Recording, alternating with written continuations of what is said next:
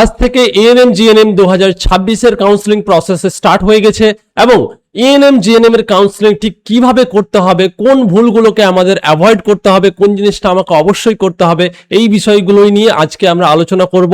আমাদের ছোট্ট একটা ভুলের কারণে আমাদের যে বিগত কয়েক বছরের পরিশ্রম এবং সামনের এক বছর কিন্তু নষ্ট করে দিতে হয়। তো আমরা কেউই কোনো তাড়াহুড়া করব না, খুব প্রত্যেকটা জিনিস আমরা খুঁটিনাটি আমরা বিষয় জানার চেষ্টা করব এবং তোমরা ভিডিওটা শুরু থেকে শেষ পর্যন্ত দেখো, প্রত্যেকটা জিনিস খুব ভালো করে জেনে শুনে তারপরেই আমরা কিন্তু কাউন্সিলিং এর দিকে পা বাড়াবো, তাছাড়া কিন্তু বাড়াবো না। তো এই আজকের ভিডিওতে আমরা সম্পূর্ণ পুঙ্খানুপুঙ্খভাবে আলোচনা করব। ফার্স্ট তোমাদের যেটা করতে হবে সেটা হচ্ছে তোমাদের কাউন্সিলিং এর জন্য আবার নতুন করে রেজিস্ট্রেশন করতে হবে।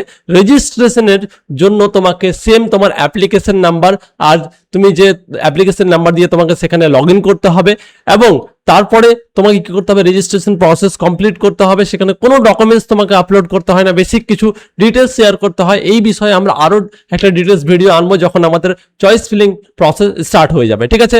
আচ্ছা, দ্বিতীয় হচ্ছে সেখানে তোমাকে 500 রুপিস পে করতে হবে।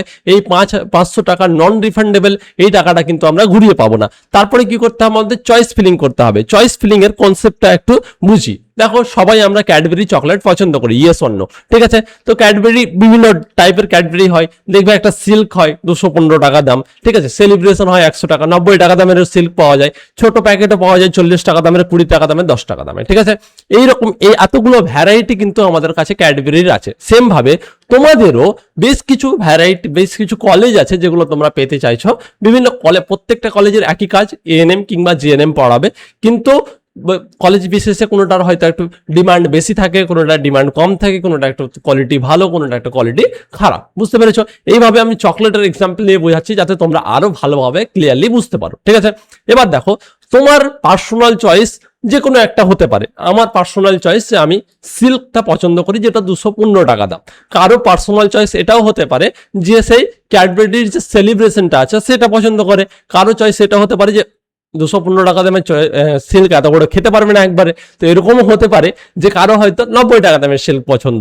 তো এখানে চয়েসটা কিন্তু ডিফারেন্ট পার্সনের জন্য ডিফারেন্ট হতে পারে, ইয়েস অর নো, ঠিক আছে। ডিফারেন্ট পার্সনের জন্য চয়েসটা ডিফারেন্ট হতে পারে। এবার তোমার জন্য কেউ যদি চকলেট কিনতে যায়, তো সে চেষ্টা কি করবে, সব সময় সে চেষ্টা করবে তোমার যেটা সবচেয়ে বেশি পছন্দ সেই চকলেটটা আগে কিনে নিয়ে আসার। তাহলে তোমার প্রিফারেন্সটা অ্যাটলিস্ট তাকে বলতে হবে যে ভাই দেখো, আমি এই চকলেটটা সবচেয়ে বেশি পছন্দ করি, ঠিক আছে। তো ধরো না, আমি একটা অর্ডারে সাজিয়েছি, মনে করো আমি সিল্ক 215 টাকা দামেরটা সবচেয়ে বেশি পছন্দ করি, ঠিক আছে। এবার যে আমার জন্য চকলেট কিনতে গিয়েছে, সে চকলেট কিনবে আমার জন্য, এটা ঠিক আছে, কিন্তু দেখা গেল তার কাছে মনে করো 130 টাকা আছে, ঠিক আছে, 130 টাকা আছে। তো সে চাইলেও কি 215 টাকা দামের সিল্কটা আমার জন্য কিনতে পারবে? তার একান্ত ইচ্ছা আছে, সে চাইছে যে 215 টাকা দামের সিল্কটা আমার জন্য কিনে আনুক, কিন্তু সে কি পারবে সেই চকলেটটা কিনতে? তোমরা বলবে পারবে না। তো যেটা পারবে, তোমার প্রিফারেন্স অর্ডার, তুমি সবচেয়ে বেশি পছন্দ করছো মনে করো সিল্ক, তারপরে পছন্দ করছো তুমি সেলিব্রেশন। সিল্ক যেহেতু কিনা পসিবল নয়, তাহলে সে কি কিনবে? সে কিনবে সেলিব্রেশন। কেন?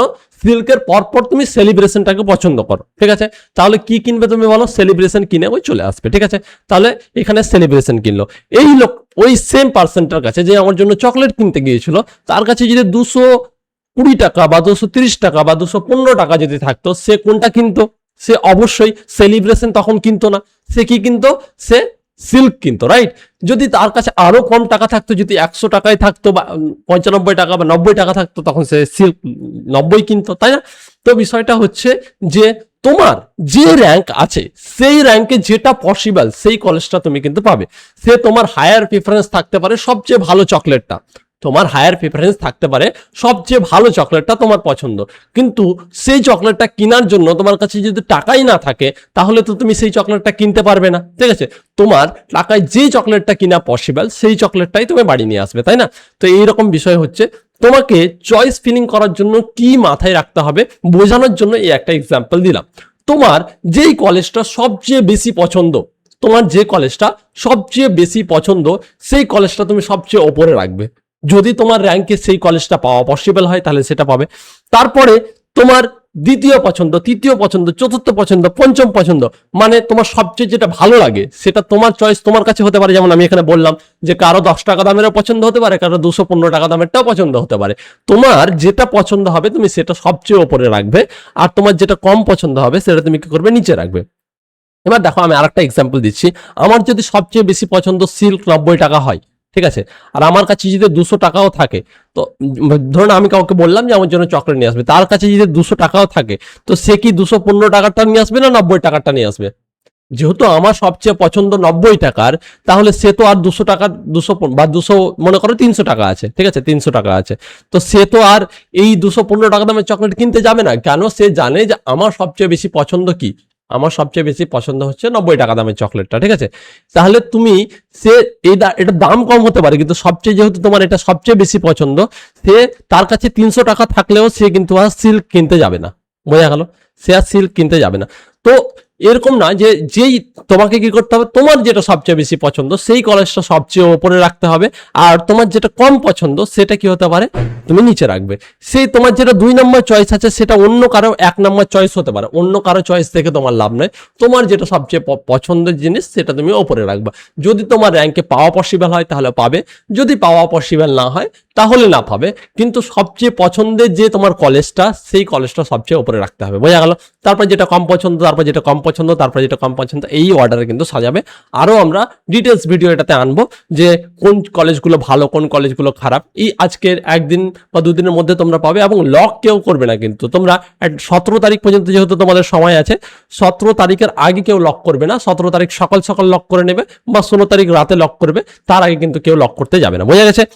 কেন? যে আমরা এটা চেঞ্জ করতে পারি, আরো আমরা বিবেচনা করে দেখবো যে কোনটা বেশি ভালো হচ্ছে, কোনটা বেশি খারাপ হচ্ছে। যাই হোক, বুঝতে পেরে গেছো আশা করি। এই এক্সাম্পলটা আশা করি তোমাদের কাছে ক্লিয়ার হয়েছে। আমি একটু সময় নিয়েছি, কিন্তু এই জিনিসটা তোমাদের আশা করি বুঝতে পেরেছো। সবচেয়ে যেটা আবার বলে দিচ্ছি, রিপিট করে দিচ্ছি, যেটা তোমার সবচেয়ে বেশি পছন্দ, যেই জিনিসটা তুমি পেতে চাইছো, যেই কলেজটা তুমি পেতে চাইছো, সেই কলেজটা তুমি সবচেয়ে 1 নম্বরে রাখো। সে তোমার র্যাঙ্কে সেটা পাওয়া যাক কিংবা না যাক, সেটা তুমি অলওয়েজ 1 নম্বরে রাখবা। আর যেটা তোমার কম পছন্দ সেটা তুমি নিচে রাখবা, ঠিক আছে। তোমার র্যাঙ্ক অনুযায়ী যেটা পসিবল সেটা তুমি পেয়ে যাবে, ঠিক আছে। আচ্ছা দেখো, তারপর আমরা নেক্সট পেজে যাচ্ছি। এবার দেখো রাউন্ড 1-এ কি হবে, তুমি চয়েস ফিল করবে, চয়েস লক করে দিবে, 19 তারিখ রেজাল্ট আসবে। 19 তারিখ কি হবে, রাউন্ড 1-এর রেজাল্ট আসবে। এখানে ব্যাপারটা কি হবে একটু আমরা বুঝি, ঠিক আছে। এখানে দেখো, তুমি যদি যেটা সবচেয়ে বেশি হায়ার প্রিফারেন্স দিয়েছিলে, 1 নম্বরে যেটা রেখেছিলে, মনে করো 1 নম্বরে আমি এনআরএস রেখেছিলাম, ঠিক আছে, এনআরএস মেডিকেল কলেজে রেখেছিলাম, এবং 1 নম্বরটা আমি পেয়ে গেছি, তাহলে তোমাকে ইমিডিয়েট তোমাকে সেই ইনস্টিটিউট, অর্থাৎ এনআরএস, যেহেতু আমাদের এক্সাম্পলে আমরা নিয়েছি, আমাকে এনআরএস এ যেতে হবে, আমার ডকুমেন্টস ভেরিফাই করাতে হবে, এবং সঙ্গে সঙ্গে আমাকে অ্যাডমিশন নিতে হবে। বোঝা গেল? ভেরিফাই করাবো আমি ডকুমেন্টস। 1 নম্বর চয়েস আমার যেটা ছিল সেটা যদি আমি পাই, তাহলে আমি কি করব, এখানে আমি এনআরএস যাব, ডকুমেন্টস ভেরিফিকেশন করব, আমার অ্যাডমিশন কনফার্ম হয়ে যাবে। যদি এটা আমি না করি, ভেরিফিকেশন না করাই কিংবা অ্যাডমিশন না করাই কিংবা দুটোই না করাই, তাহলে ফার্দার রাউন্ড 2-তেও আমাকে বসতে দিবে না, রাউন্ড 3-তেও আমাকে বসতে দিবে না। তাহলে তুমি যদি ফার্স্ট চয়েস যেটা দিয়েছো সেটা পেলে তোমাকে কলেজে ভিজিট করতেই হবে, এবং ভিজিট করে তোমাকে অ্যাডমিশন প্রসেস কমপ্লিট করাতে হবে, ডকুমেন্টস ভেরিফাই করাতে হবে। আদারওয়াইজ তোমার সিটটা তুমি ফার্দার কোনো রাউন্ডের জন্য এলিজেবল হবে না। এবার দেখা গেল তুমি 2 নাম্বার পেয়েছো কিংবা 3 নাম্বার পেয়েছো। মনে করো 2 নম্বরে আমি সিএনএমসি রেখেছি, ঠিক আছে, 3 নম্বরে মনে করো আমি পিজি রেখেছি, 4 নম্বরে মনে করো আমি অন্য কিছু একটা রেখেছি। ধরুন আমি বললাম যে এখানে আমি কলকাতা মানে সিএমসি রেখেছি, কলকাতা মেডিকেল কলেজ রেখেছি, ঠিক আছে, যেটা এখন মেডিকেল কলেজ হয়ে গেছে, ক্যালকাটা মেডিকেল কলেজ যেটা হয়ে গেছে। তো এবার যদি আমি 2 বা 3 বা 4 বা তারও নিচে যদি পাই, 2 থেকে শুরু করে আমি নিচের দিকে যদি পাই, তাহলে আমার কাছে কি করতে হবে, এখানে অ্যাকচুয়ালি ওয়েবসাইটে একটা গন্ডগোল আছে। এখানে তোমাকে কি একটা অ্যালটমেন্ট ফিস পে করতে হয়, এখানেও করতে হবে। এবার দেখো এখানে অ্যাকচুয়ালি 5 মানে সিট অ্যাকসেপ্টেন্স ফি বলে এটাকে, এখানে 1000 টাকা লেখা আছে। যে নোটিফিকেশনটা হয়েছে সেখানে 1000 লেখা আছে, আবার ব্র্যাকেটে 5000 রুপিস লেখা আছে। আমি এটা 5000 ধরেই চলছি, আমার যতটুকু নলেজ আগের বছরের অনুযায়ী এটা 5000 টাকা হওয়া উচিত। 1000 টাকা ওখানে ব্র্যাকেটে 1000 লিখেছে, আবার 5000ও লিখে, মানে ব্র্যাকেটে 5000 লিখেছে আর 1000 লিখেছে, তো এটা গন্ডগোল। তাহলে তোমাকে কি করতে হবে, এখানে তোমাকে প্রথমে সিট অ্যাকসেপ্টেন্স ফিটা এখানেও পে করতে হতো, সিট অ্যাকসেপ্টেন্স ফি পে করলে তারপরে তুমি চলে গেলে নিজের ডকুমেন্টস ভেরিফাই করালে।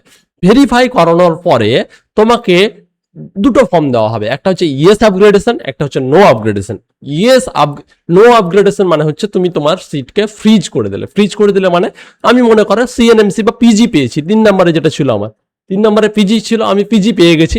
আমি বললাম ঠিক আছে আমি পিজির সঙ্গে মানিয়ে নেবো, আমার আর সিএনএমসিও দরকার নেই, এনআরএসও দরকার নেই, যদি আমার ফার্স্ট প্রেফারেন্স এনআরএস ছিল, কিন্তু আমি মনে করো পিজি পেয়েছি, আমার মনে হলো যে 3 নম্বর চয়েস আমি পিজি রেখেছি, আমি পিজির সঙ্গে যাব। তাহলে আমি কি করব যে আপগ্রেডেশন নো করব, আপগ্রেডেশন কি করব নো করব, এবং আমার আপগ্রেডেশন নো করে আমি কলেজে অ্যাডমিশন প্রসেসটা কমপ্লিট করব, আমার অ্যাডমিশন কনফার্ম হয়ে যাবে, আর আমি ফার্দার কোনো কাউন্সিলিং আর পার্টিসিপেট করতে পারবো না। ঠিক আছে, এরপরে আমি কোনো আর কাউন্সিলিং এ পার্টিসিপেট করতে পারবো না। যদি মনে হয় যে না স্যার আমার পিজি নেবো না, আমি সিএনএমসি নেবো বা এনআরএস নেবো, বা আমার ওপরের যে অপশনগুলো ছিল সেই অপশনগুলো আমি নেবো, তাহলে আমাকে কি করতে হবে, ইয়েস আপগ্রেডেশন করতে হবে। বোঝা গেছে? ইয়েস আপগ্রেডেশন করলে কি হবে, এটা আমি কি হবে, আমি অটো মানে আমার যে সিটটা আমি যে চয়েসটা দিয়েছিলাম সেই চয়েসের সঙ্গে আমি কি হয়ে যাব, ডাইরেক্ট কিন্তু সেকেন্ড রাউন্ডে ফরওয়ার্ড হয়ে যাব। আমার ফার্স্ট রাউন্ডের সিটটা সিকিউর থাকলো, যদি আমি না পাই ইনকেস, তাহলে আমি 3 নম্বরে অ্যাডমিশন হতে পারবো 100% কনফার্ম। যদি এটা পসিবল হয় যে আমি সিএনএমসি বা এনআরএস পাওয়ার মতো যদি পসিবিলিটি ফিউচারে থাকে, তাহলে আমি ওই পার্টিকুলার কলেজটাতে ফরওয়ার্ড হয়ে যাব। ঠিক আছে, কিন্তু আমার সিটটা সিকিউর থাকলো।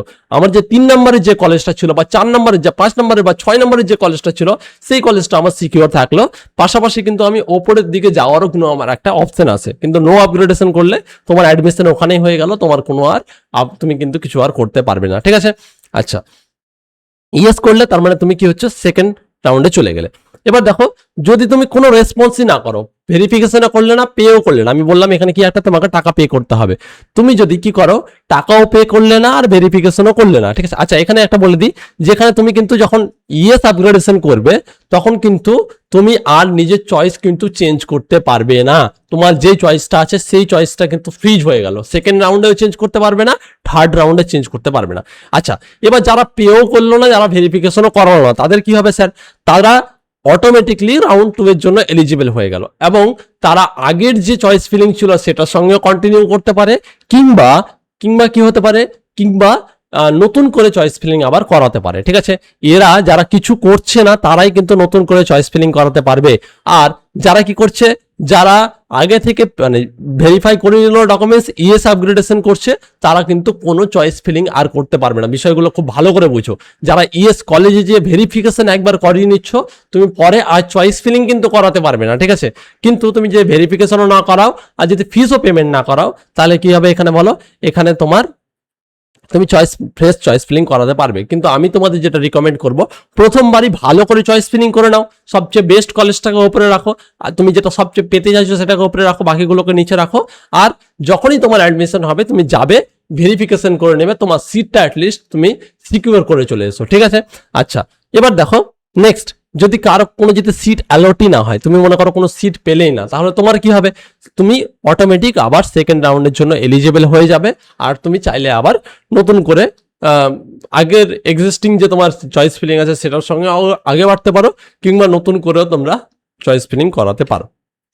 ওকে, আচ্ছা এখানে আমি যে বিষয়গুলো বললাম সেই বিষয়গুলো আমরা এখানে বললাম, যে যারা ইয়েস আপগ্রেডেশন করছে তারা রাউন্ড 1 চলে যাবে, এক্সিস্টিং চয়েস ফিলিং এর সঙ্গে ফরওয়ার্ড হবে অটোমেটিক্যালি, তুমি নতুন করে চয়েস ফিলিং করতে পারছো না যারা ইয়েস আপগ্রেডেশন করেছো। আর যারা নো আপগ্রেডেশন করছো তাদের কি হবে, সরি যারা নতুন করে সেকেন্ড রাউন্ডের জন্য কারা কারা এলিজিবল হচ্ছে একবার দেখে নি। যারা নতুন করে ফ্রেশলি রেজিস্টার্ড, স্যার আমি রাউন্ড 1 কাউন্সিলিং রেজিস্টার করতেই ভুলে গেছি, আমি রেজিস্টার করিনি, সেকেন্ড রাউন্ডে আমি এলিজিবল কিনা, হ্যাঁ তুমি এলিজিবল, তুমি নতুন করে আবার রেজিস্টার করে নতুন করে চয়েস ফিলিং করতে পারবে।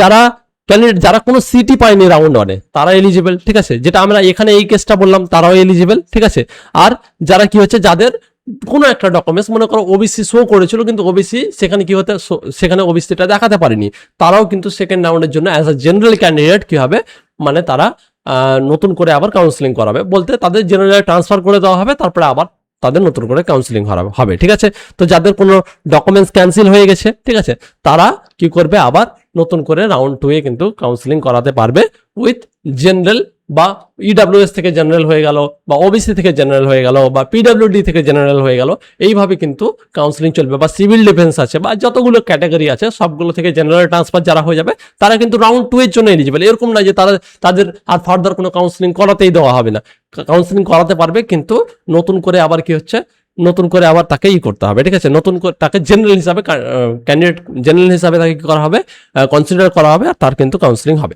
এবার দেখো রাউন্ড 2 এ কি হচ্ছে, রাউন্ড 2 এ আবার যখন রেজাল্ট পাবলিশ যখন হবে, একই বিষয়টা হচ্ছে, যদি তুমি ইয়েস ফার্স্ট চয়েস যদি করে নাও তাহলে অ্যাডমিশন হয়ে যাবে, সাকসেস হয়ে গেল, ঠিক আছে। আর যদি সেকেন্ড রাউন্ড মানে তুমি যে second choice, second plus choice যদি পাও, মানে 2 নম্বর 3 নম্বর 4 নম্বর যদি পাও, তাহলে তোমার কাছে আবার দুটো অপশন থাকছে, নো আর ইয়েস। নো করলে অ্যাডমিশন হয়ে গেল, আর যদি ইয়েস করলে তাহলে কি করতে হবে তোমাকে, তুমি ডাইরেক্ট রাউন্ড 3 তে চলে যাবে। তো এটা ইয়েস করার জন্য আবার তোমাকে কলেজে যেতে হবে, ভেরিফিকেশন করাতে হবে, ঠিক আছে।